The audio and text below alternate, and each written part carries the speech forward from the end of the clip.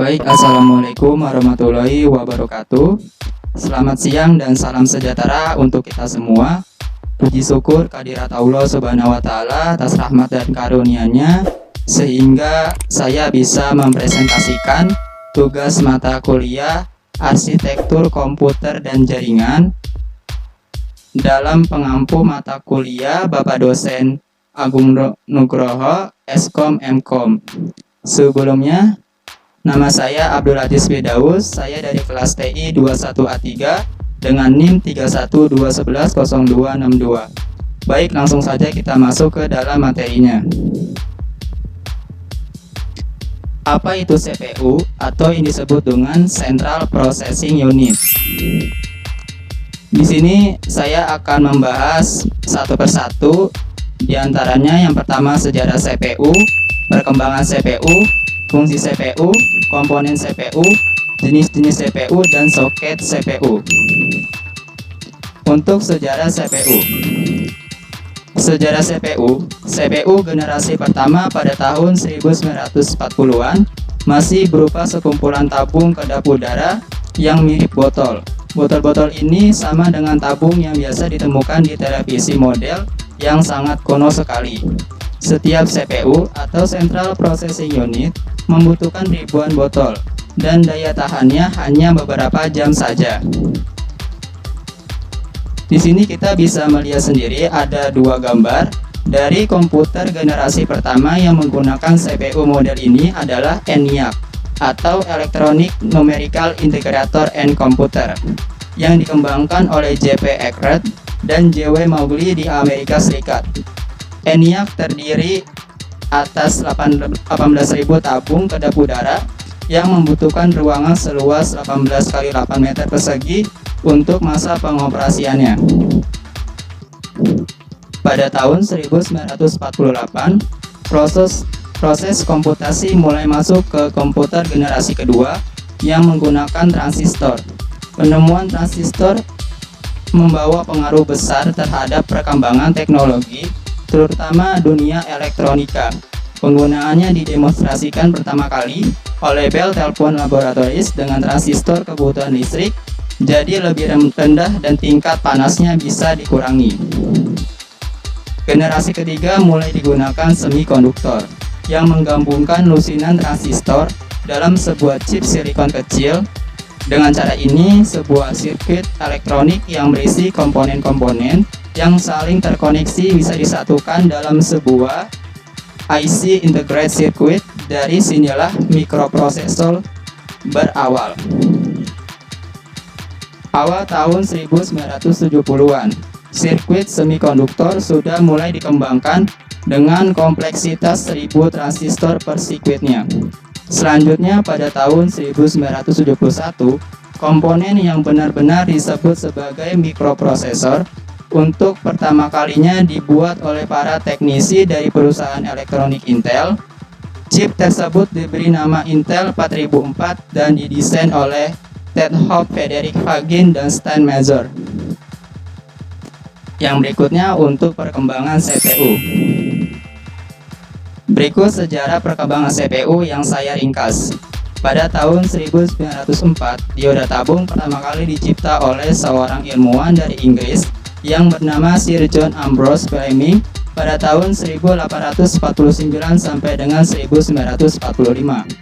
Pada tahun 1906, penemuan trioda hasil pengembangan dioda tabung oleh seorang ilmuwan Amerika yang bernama Dr. Lee de Forest. Kemudian terciptalah tetroda dan pentoda. Pada tahun 1968, Moore, Robert Noyce, and Andy Grove menemukan interrupt untuk menjalankan bisnis integrated elektronik. Pada tahun 1969, Intel mengumumkan produk pertamanya RAM 101 metal oxide semiconductor MOS pertama di dunia. Ia memberikan pertanda kepada berakhirnya era memori magnetik. Pada tahun 1971, Intel melancarkan mikroprosesor pertama di dunia, 4 bit 4004, yang direka bentuk oleh Federico Faggin. Pada tahun 1972, Intel mengumumkan prosesor 8 bit 8008. Bill Gates, JR, dan Paul Allen coba mengembangkan bahasa pemrograman untuk chip tersebut. Namun pada saat itu chip tersebut masih kurang stabil. Pada tahun 1974, Intel memperkenalkan prosesor 8 bit 8080 dengan 4500 transistor yang memiliki kelajuan 10 kali ganda pendahulunya. Di sini teman-teman bisa lihat sendiri dari perkembangan prosesor sendiri pada tahun ke tahunnya.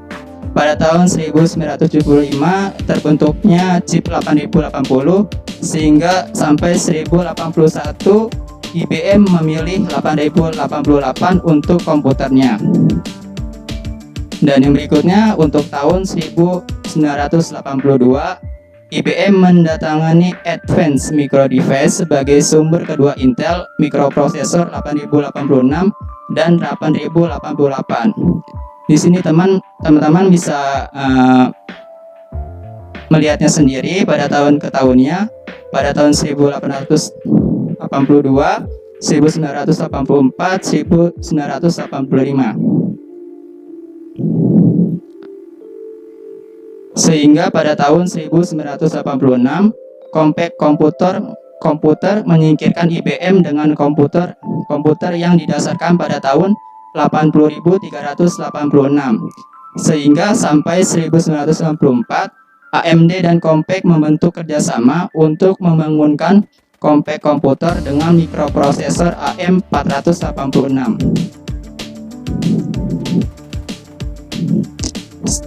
Kemudian pada tahun 1997, Intel melancarkan teknologi prosesor 64 bit EPYC serta memperkenalkan MMX Pentium untuk aplikasi prosesor khusus untuk digital, grafik, audio, dan pemrosesan suara. Sehingga pada tahun yang berikutnya, 1998, 1999, 2000, 2003, 2004, 2005, 2006, hingga sampai 2008, Intel telah mengeluarkan Core i3, Core i5, dan Core i7. Yang kemudian ada fungsi CPU. Fungsi CPU sendiri adalah sebagai kalkulator. Cuma perbedaan antara CPU dan kalkulator, di mana CPU ini lebih kuat daya pemrosesnya bila dibandingkan dengan kalkulator biasa.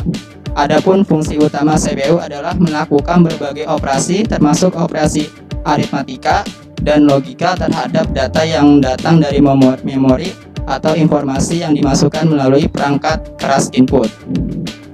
Yang berikutnya ada komponen-komponen CPU. Di sini ada 4. Yang pertama ada unit control, yang kedua register, yang ketiga ALU, yang keempat CPU interconnection. Yang pertama unit control. Unit control yang mampu mengatur jalannya program. Komputer ini sudah pasti terdapat dalam semua CPU. CPU bertugas mengontrol komputer sehingga terjadi sinkronisasi kerja antar komponen dalam menjalankan fungsi-fungsi operasinya. Termasuk dalam tanggung jawab unit control adalah mengambil instruksi dari memori utama dan menentukan jenis instruksi untuk perhitungan aritmatika atau perbandingan logika. Maka unit kendali akan mengirim instruksi tersebut ke ALU. Hasil dalam pengolahan data dibawa oleh unit kendali ke memori utama lagi untuk disimpan, dan pada saatnya akan disajikan ke alat output. Dengan demikian tugas unit yaitu yang pertama mengatur dan mengendalikan alat-alat masukan input dan keluaran. Yang kedua mengambil instruksi-instruksi dari memori utama. Yang ketiga mengambil data dari memori utama. jika diperlukan untuk diproses. Yang keempat, mengirim instruksi ke ALU bila ada perhitungan aritmatika atau perbandingan logika serta mengawasi kerja dari ALU tersebut. Yang terakhir atau yang kelima, menyimpan hasil proses ke memori utamanya. Yang berikutnya ada register. Register merupakan alat penyimpanan kecil yang mempunyai akses cukup tinggi, yang digunakan untuk menyimpan data atau instruksi yang sedang diproses. Memori ini bersifat sementara, biasanya digunakan untuk menyimpan data saat diolah ataupun data untuk pengolahan selanjutnya. Dalam secara analogi, register ini dapat diibaratkan sebagai ingatan di otak bila kita melakukan pengolahan data secara manual, sehingga otak dapat diibaratkan sebagai CPU yang berisi ingatan-ingatan, satuan kendali yang mengatur seluruh kegiatan tubuh dan mempunyai tempat untuk melakukan perhitungan dan perbandingan logika. Apa itu CPU interconnection? Yang keempat ini merupakan sistem koneksi dan bus yang menghubungkan komponen internal CPU, yaitu ALU, unit kontrol, dan register-register, dan juga dengan bus-bus eksternal CPU yang menghubungkan dengan sistem lainnya, seperti memori utama, piranti, masukan atau keluaran. Berikut merupakan gambaran dari proses CPU memori hingga sampai menuju dengan bus. Kemudian ada jenis-jenis CPU.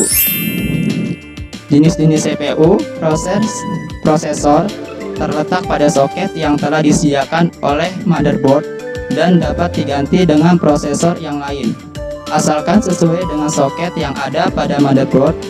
Dari beberapa produsen prosesor, hanya ada dua nama yang menguasai pasar, yaitu jenis-jenis prosesor Intel dan AMD atau Advanced Micro Device.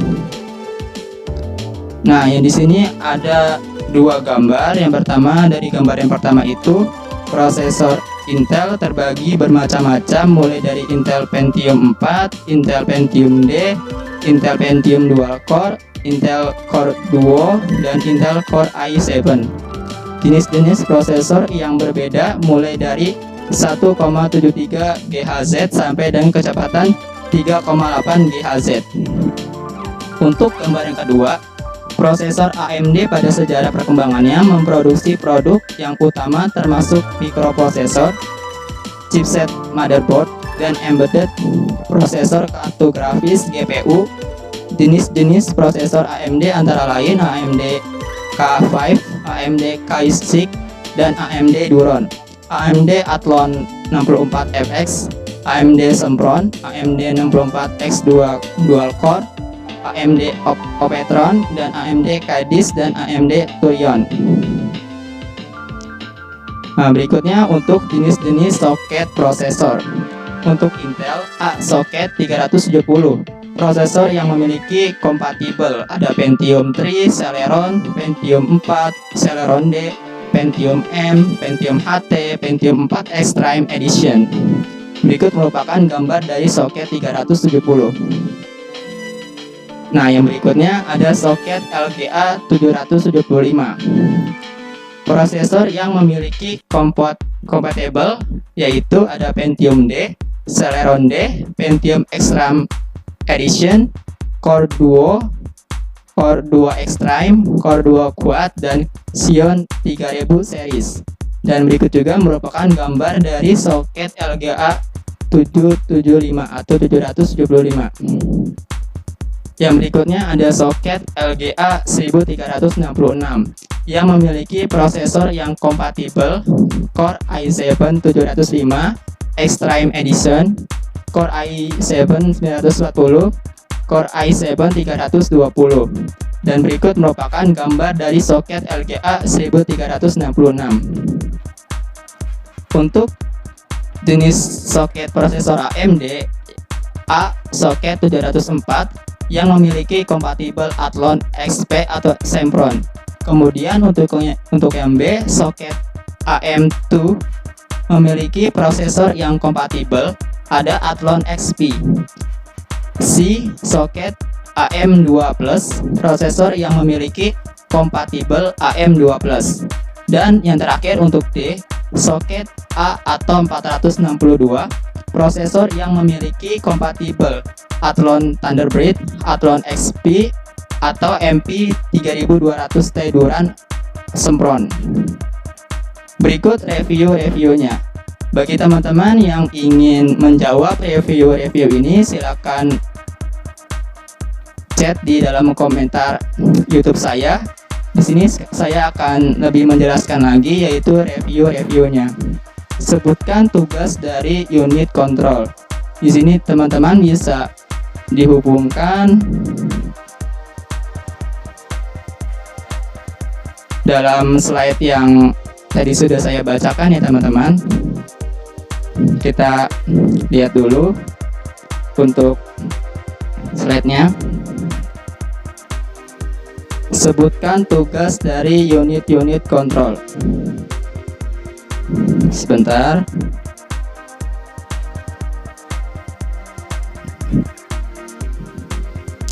Jadi tugas-tugas dari unit control ini, yang pertama itu untuk mengatur dan mengendalikan alat-alat masukan input dan keluaran output. Yang kedua, mengambil instruksi dari memori utama. Yang ketiga, mengambil data dari memori utama jika diperlukan untuk diproses. Yang keempat, mengirim instruksi ke ALU bila ada perhitungan aritmatika. Yang terakhir menyimpan hasil proses ke memori utama. Dan yang kedua, pertanyaannya, siapakah yang mengembangkan komputer generasi pertama?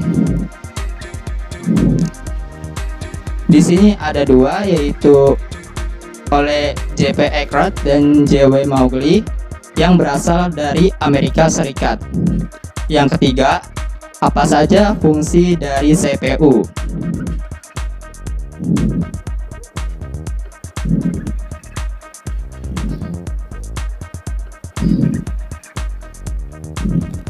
CPU ini sebagai kalkulator. Perbedaan antara CPU dan kalkulator, di mana CPU ini lebih kuat daya pemrosesannya bila dibandingkan dengan kalkulator. Jadi fungsi utama dari CPU ini untuk melakukan berbagai operasi, termasuk operasi aritmatika dan logika terhadap data yang datang dari memori atau informasi yang dimasukkan melalui perangkat keras input. Yang keempat, sebutkan apa saja prosesor kompatibel dari LGA 1366.